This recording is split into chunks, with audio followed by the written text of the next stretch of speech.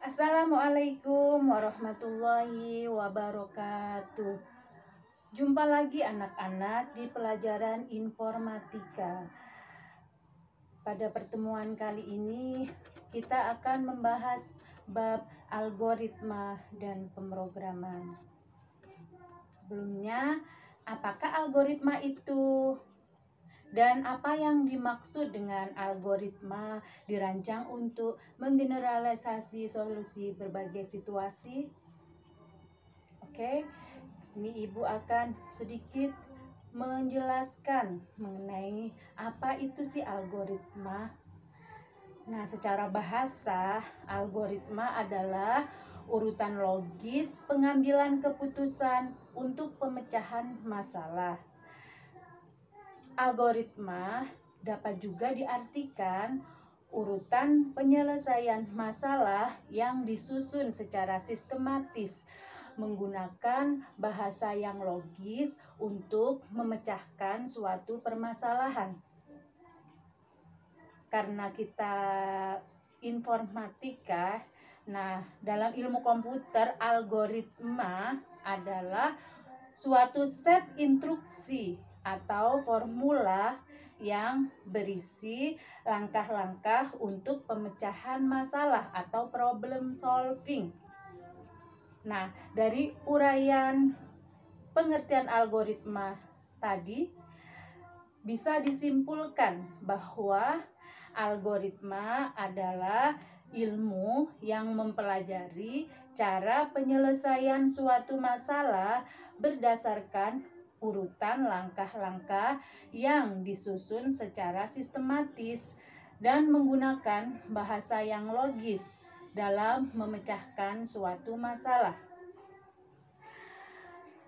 Tujuan dari belajar logika dan algoritma adalah agar dapat membiasakan diri melakukan suatu perencanaan apabila menyelesaikan suatu masalah.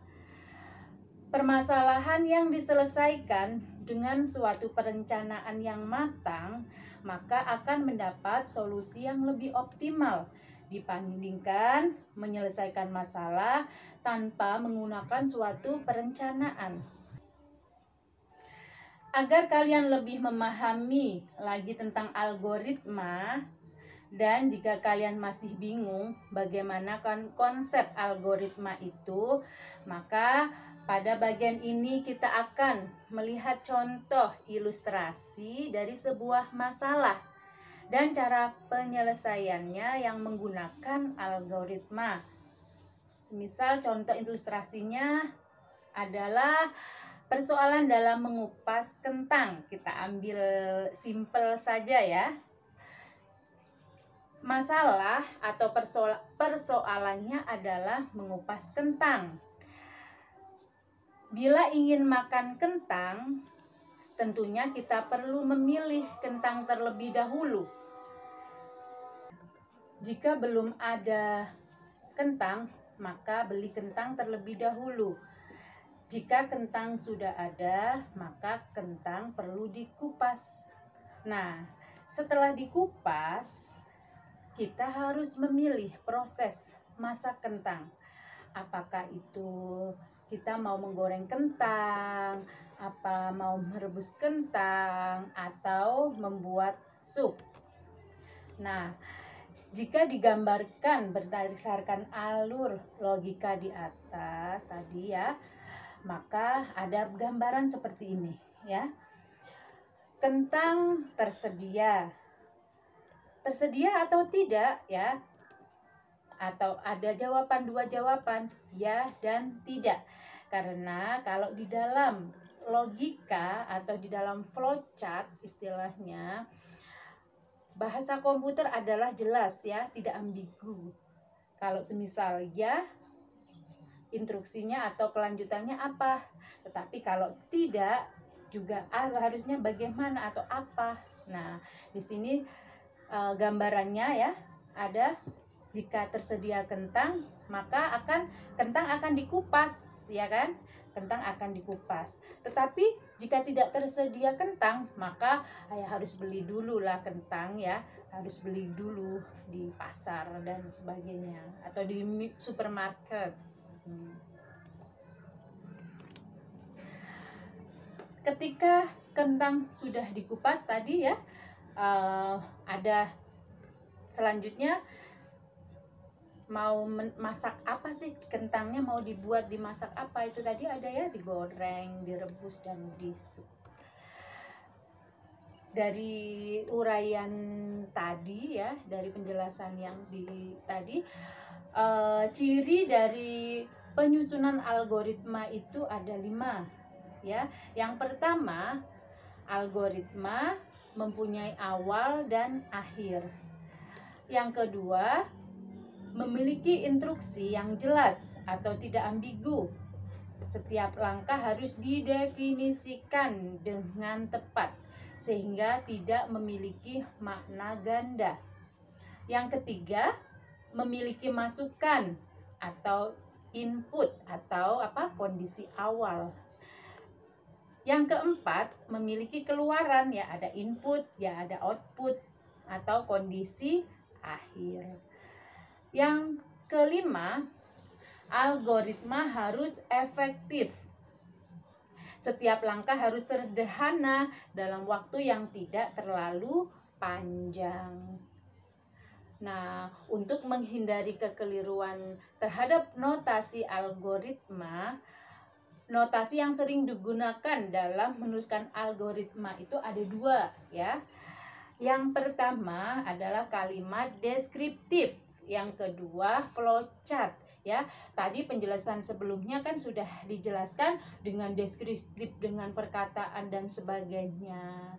Dengan flowchart yaitu dengan alurnya, ada kentang tersedia, ada atau tidak, ada selanjutannya, flowchartnya itu ya.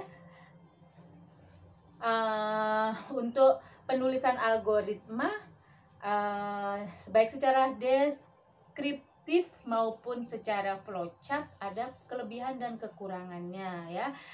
Pada kalimat deskriptif, untuk kelebihannya cocok untuk menuliskan algoritma yang pendek seperti tadi, bisa menggunakan algoritma atau kalimat deskriptif karena pendek, terus tidak ada aturan baku, itu kelebihannya. Dan yang selanjutnya menggunakan bahasa natural atau sehari-hari. Nah, tetapi pada kalimat deskriptif juga terdapat kekurangan ya. Kekurangannya apa?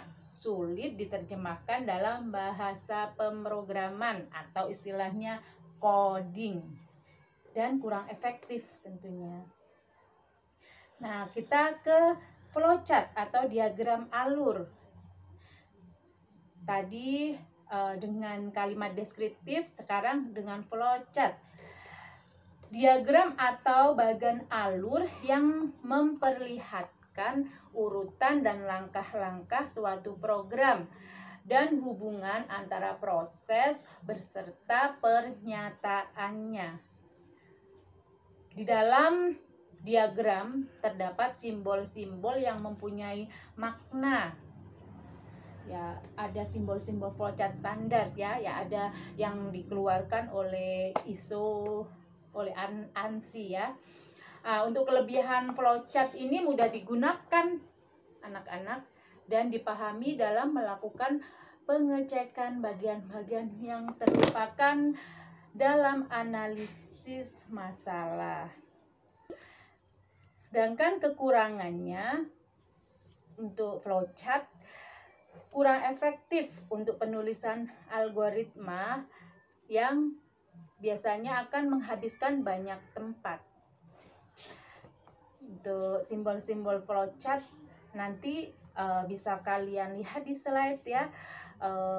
Untuk memulai kondisinya atau gambarnya seperti apa, alurnya seperti apa, untuk kondisi bila mana iya, bila mana tidak, itu ada flowchart atau gambarnya seperti apa. Algoritma penulisan flowchart seperti itu bisa Nah, seperti contoh yang sudah kita buat tadi untuk algoritma proses membuat makanan kentang ya. Untuk algoritma penulisan flowchart atau diagram alurnya dengan menggunakan simbol-simbol standar ya, seperti berikut ya. Mulai ya, bila mana mulai berarti di flowchartnya atau simbolnya menggunakan persegi 4 ya. Terus mulai, nah di situ di bagian setelah mulai bawahnya ada arpana, ada kentang tersedia. Nah, tersedia atau tidak kentangnya, maka jika iyalah langsung ke proses selanjutnya kupas kentang. Tetapi jika tidak tersedia kentangnya, maka harus beli kentang ya. Nah, kemudian setelah kupas kentang, untuk kondisi selanjutnya menggunakan apa? Belah ketupat ya, itu ya. Itu dimasak apa? Dimasak apa? Semisal dimasak, di situ ada beberapa if kondisi ya.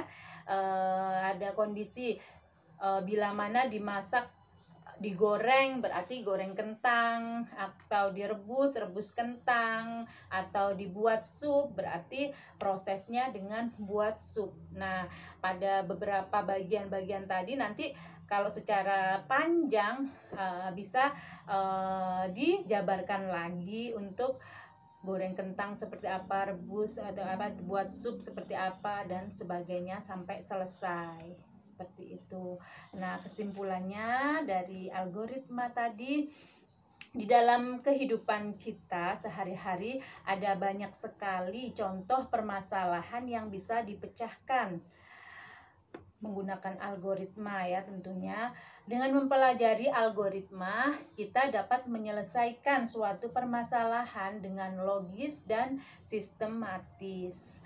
Hubungan interaksi antara manusia dan komputer mengharuskan kita untuk memahami algoritma. Dalam dunia informatika, algoritma adalah bagian penting dan awal sebelum membuat suatu program atau perangkat lunak. Dengan adanya algoritma, suatu program dapat dibuat dengan struktur dan alur yang logis dan benar, dan juga dalam waktu yang efisien, sehingga menghasilkan perangkat lunak yang baik. Contoh pengaplikasiannya di pelajaran informatika bab 2 ini, nanti kita bisa memilih ya, antara kita mau membuat programnya, misal membuat game atau membuat robot juga bisa nanti ke materi selanjutnya. Kalau misalnya kita membuat game, seperti kalian kan pengguna game nih, jangan hanya sebagai konsumtif aja dong, harusnya berpikiran juga bagaimana sih bisa gamenya berjalan seperti itu. Kita harus kita harus bisa bikin nih itu. Atau kalau semisal kita mau